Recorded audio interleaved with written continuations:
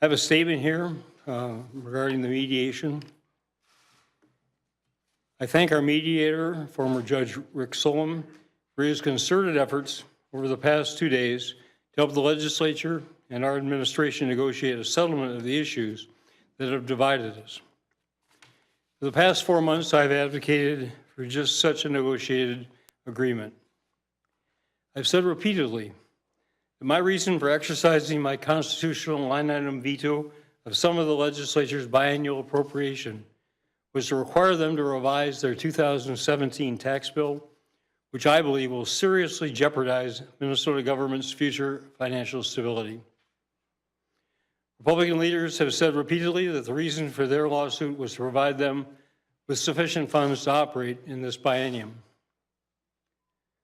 I was not surprised by the intransigence of Republican legislative leaders during this attempted mediation.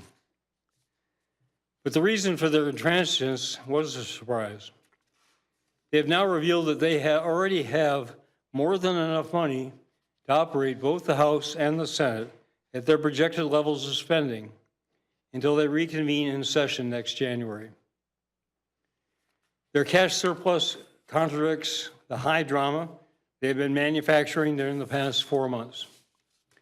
Just today, one of their members asserted, quote, "The governor used his line item veto power to eliminate funding for the legislature, effectively abolishing the legislative branch."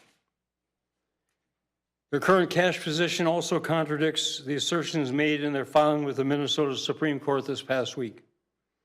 It stated, quote, "Assuming the House and Senate spend as anticipated through October 1st, 2017, and only begin using their carry-forward funds thereafter, the anticipated date carry-forward funds will be exhausted is as follows: House, after payment of payroll on February 1st, 2018, Senate after payment of payroll on December 1st, 2017.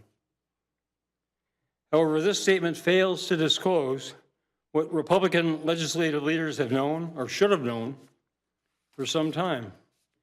In addition to their carry-forward funds, they have stated they will use the Legislative Coordinating Commission's biennial carry-forward monies of over $3.6 million and appropriation of over $35 million to completely fund their expected operating expenses until they return to session next year.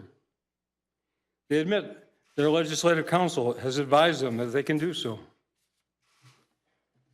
Republican leaders have claimed repeatedly that they had to file their lawsuit and cost taxpayers several $100,000 in legal fees to prevent the legislature from being, quote unquote, abolished by my vetoes depriving them of operating funds.